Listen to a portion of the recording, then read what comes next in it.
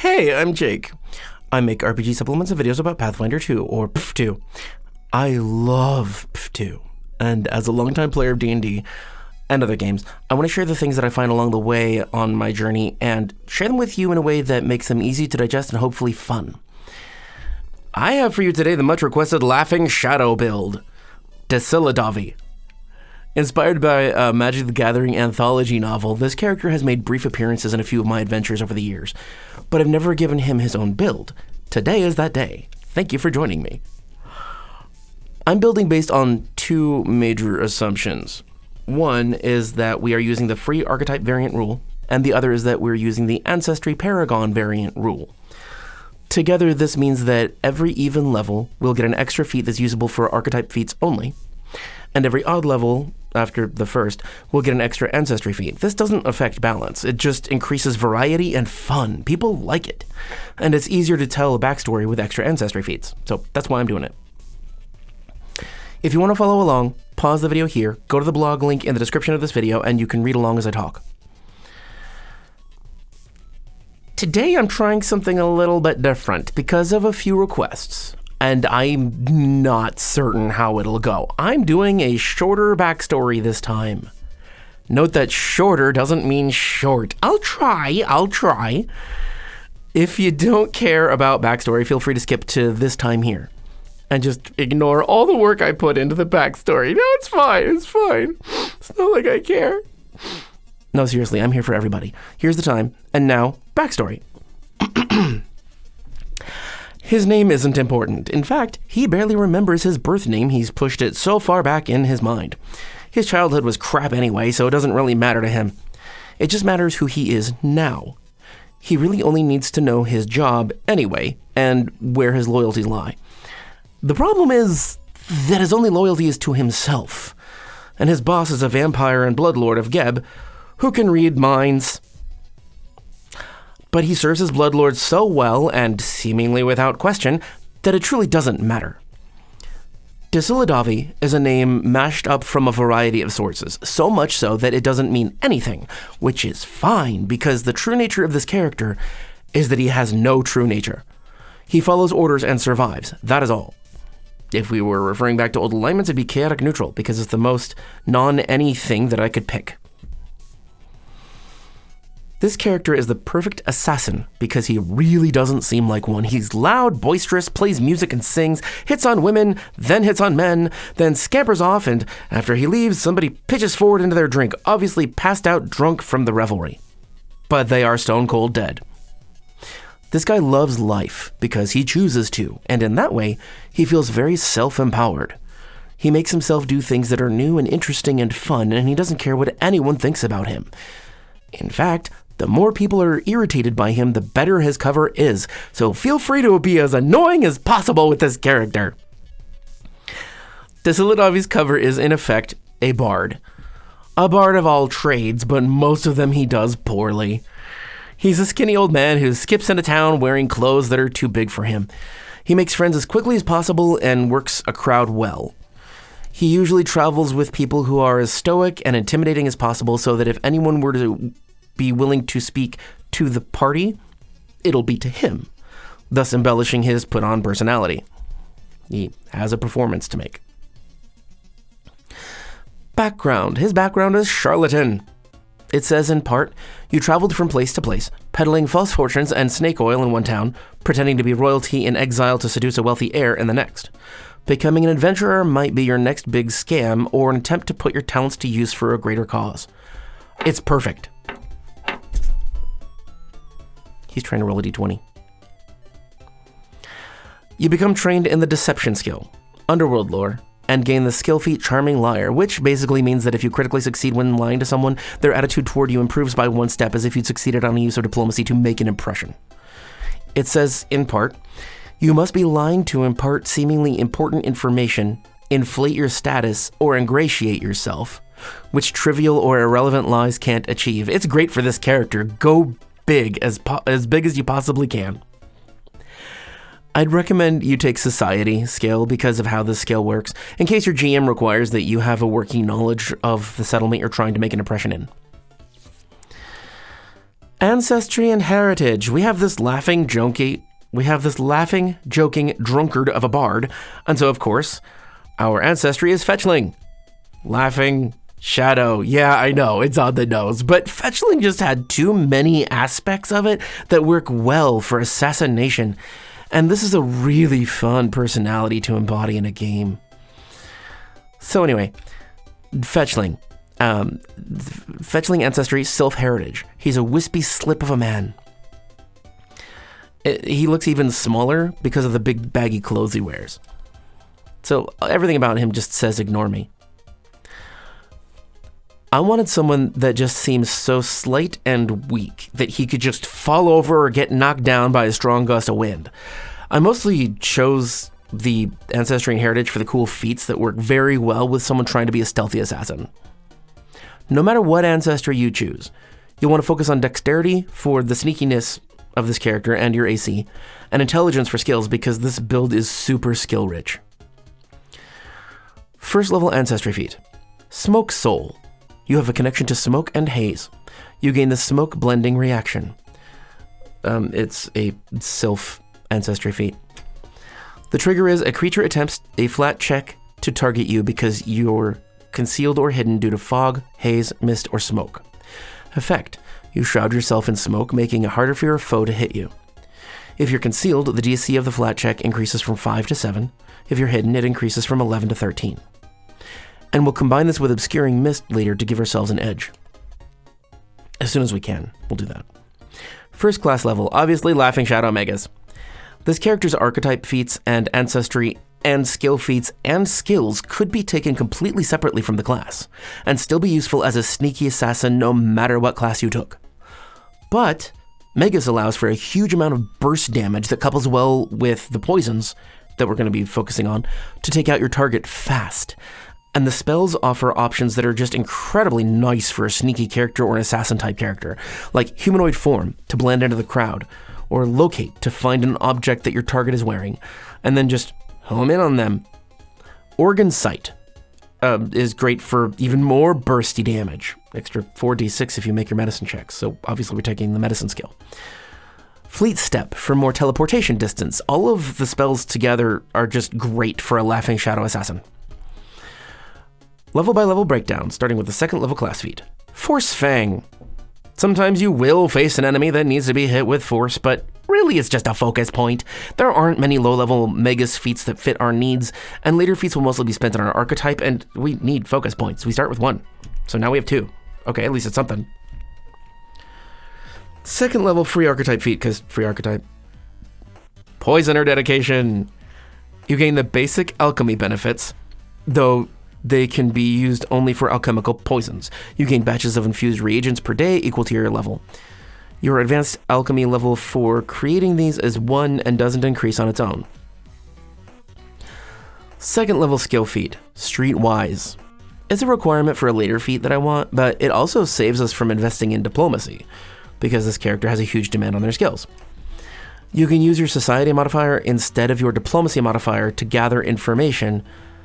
In any settlement you frequent regularly, you can use the recall knowledge action with society to know the same sorts of information that you could discover with diplomacy to gather information.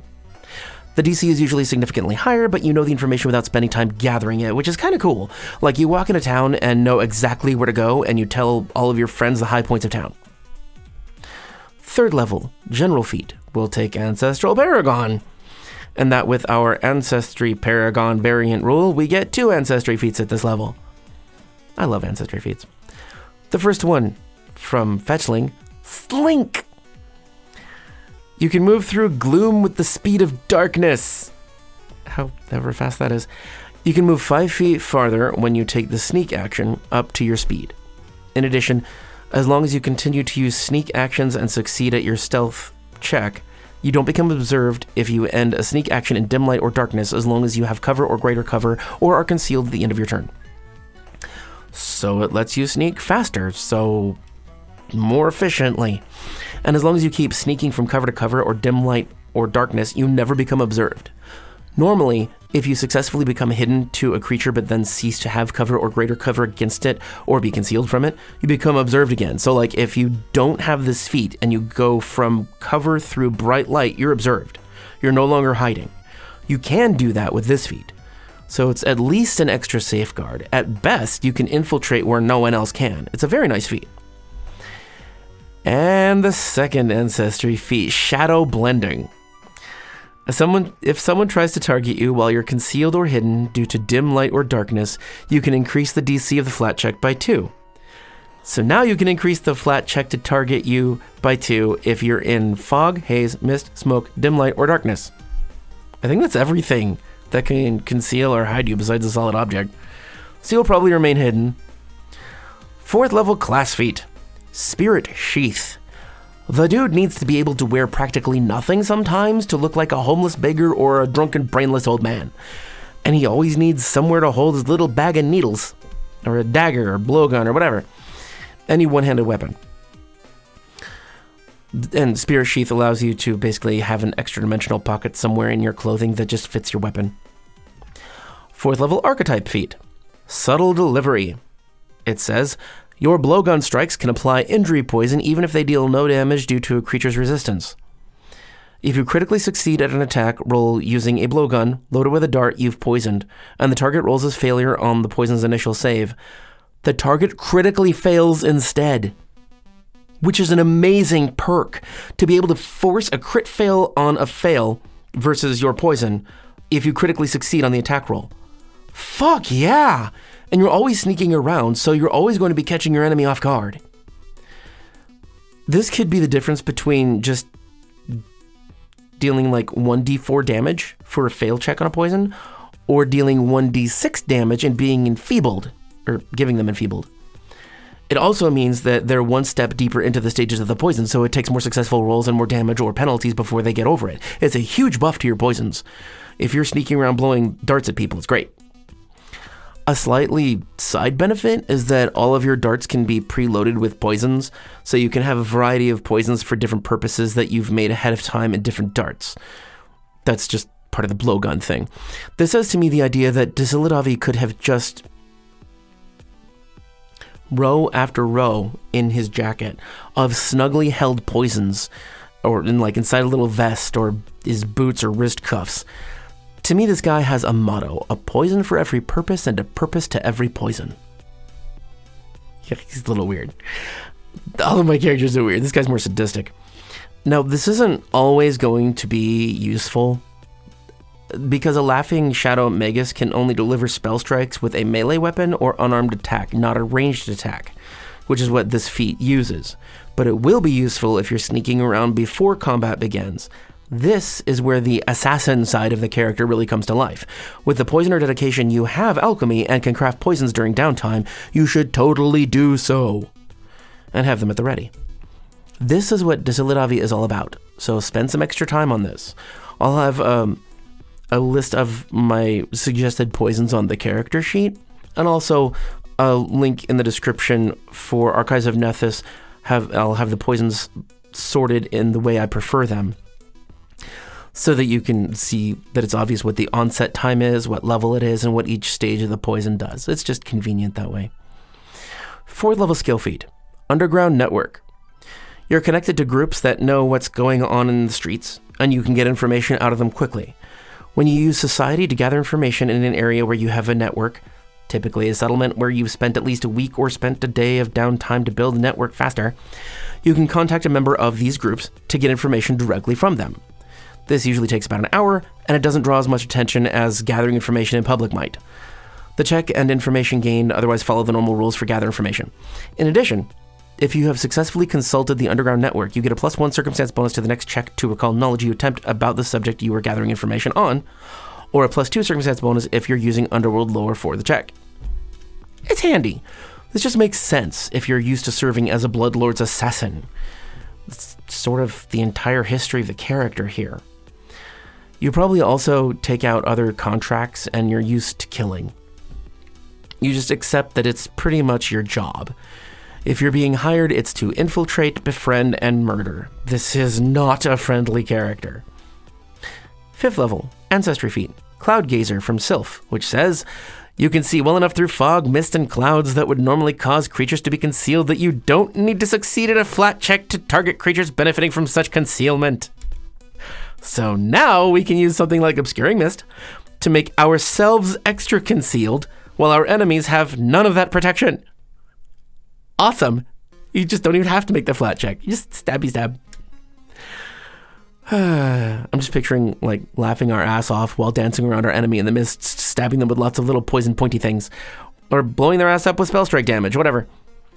6th level class feat, Expert Poisoner.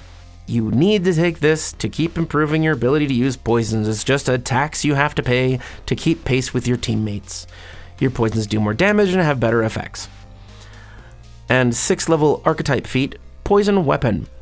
Now you can apply poisons to your weapon that you hit people with to spell strike with fire or needles or frost or what have you and poison them too. 6th level skill feat, Backup Disguise. Desilodavi always has a plan B. If all else fails, he has a beggar's disguise under his clothes that he keeps at the ready, eye patch and all. I would prepare a couple of personalities or effects that are purposely stereotypical. The quicker someone can look at you, decide that they know what you're all about, and move on, the better. You could play the part of a lost foreigner mispronouncing words and telling stories while people try to get you to go away, or a wandering drunk who's whistling to himself, or even hitting on people that pass you. A very sad-looking beggar. This would work well in real life, and it will also work well in game because your fellow players will instantly feel like they know what you're trying to put across, and they can go with it if they want to. Final thoughts and ideas. There's a lot of them. Spell selection. If you don't want to hear the spell selection, skip to this time. Arcane spells that fit this theme by level. Cantrips. Prestidigitation. This will allow you to really support that charlatan background. You can slowly levitate something small or create a small object, and you can do this over and over again, which would help you pose as a potion seller, stage magician, priest, medium, scholar, really just about anything. Temporarily fabricating a little object is super versatile. Ghost sound. For creeping out someone you're following, or distracting guards, or getting people to go somewhere else, ghost sound is just useful. Needle darts. To fit the theme of a needler assassin. Also, it can be used to trigger your organ sight. But also, if you have a tiny piece of cold iron or silver or other rare metals, it can be used to trigger weaknesses. And it does decent damage. And a little bleed isn't bad either on a critical hit. Ray of Frost. Because we need another damaging cantrip for options in case something is immune to piercing. I can't picture this character using something as flashy as fire or lightning, and Frost can reduce someone's speed too, which is a nice side benefit if they're trying to get away. Of course, you could always just teleport after them. So, pick something besides Ray of Frost if you want. Root reading. In case your prey decides to get sneaky or you suspect that someone might be hunting the hunter, Desilodavi knows he is good at remaining unseen, so he wouldn't mind hiding near the target and using this cantrip to seek him without leaving cover. It's just a nice backup. 1st level, Flashy Disappearance. It makes a puff of smoke, you stride, then hide with a +2 bonus. Great for a stage magician act, or just for getting the hell out of a bad situation. It was only a bad idea if you get caught. There's like lots of little mottos this character has. Fleet Step increases your speed by 30 feet for 1 minute. Mostly useful for increasing your teleport range with Dimensional Assault, the signature ability of the Laughing Shadow Magus. But it's also useful for in-combat movement rate or just catching up to someone very quickly.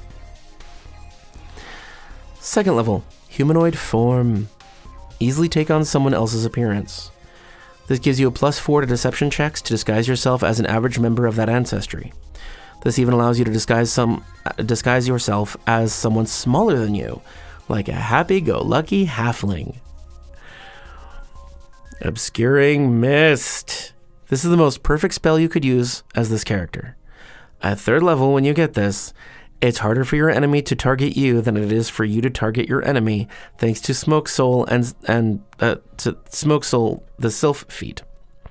At 5th level, however, This spell means that you can see your enemy just fine, and your enemy has a hard as hell time hitting you. It's great. 3rd level spells. Locate. You can target a specific object or a general type of object that you think your mark might carry and find them easily with this spell, within 500 feet. It's also super useful to find items in an adventure that you need in order to complete it. That really doesn't annoy GMs as much as you might think. I really like it when people have it, because it makes them go off in a direction. Organ Sight. I mentioned it. You target a creature, and if you succeed at a medicine check with a +2 bonus, then the next time you deal damage to them with piercing or slashing, you add 4d6 precision damage. You can do this once every round for a minute. So using this under the most optimal conditions at 6th level with the Needle Dart spell, we do weapon damage, whatever that is, plus 5d4, plus 4d6, plus 4, plus poison. All the while your enemy can't hit you, you can hit them. If they start to run, you just teleport after them, and you've probably disabled them with some nasty poisons. Now, for later levels after 6th, I would switch to Assassin for extra cool stealthy powers if you want, and Theme, or Alter Ego to really double down on the man without a true self concept, like the faceless man. All right, few character quotes. So, happy-go-lucky assassin, stabbing people with little needles and moving on quietly. Obviously, you're going to need a huge deception check, and thievery, and lots of... You're basically a rogue. You're basically a rogue. I know that Laughing Shadows can be built that way, but this character is definitely more than others. So quotes. Ha ha! Did you see that, Carrot? Did you see that? Slap your friend's back. It doesn't really matter what you're talking about or what he was talking about. It doesn't even matter if you sound crazy. Or just like strolling down the street with your friends or riding with your friends. Oh, what a lovely day. Makes me want to break into song. Oh, what a beautiful morning. Oh, what a beautiful day. You can also add a hiccup to pretend like you're drunk. Just perfect. Or maybe you're in a market, surrounded by people. Just make a big show out of yourself at all times. Oh, I like these apricots and figs, so fresh and delicious. Thank you, madam. Young lady, would you like an apricot? They're liquid sunshine. And have a flower, too, just for you. Maybe it was made with prestidigitation. Or like you're performing a musical instrument really badly in a bar. And suddenly somebody collapses. Oh, poor fellow, he must have collapsed from sunstroke. Yes, it's very hot out there today. I told him, I said, you have to be wearing more protection for your skin. Here, let's get him home so he can rest. I can help. You grab his legs and we'll get him on his horse. I'll lead him home. It's no trouble at all.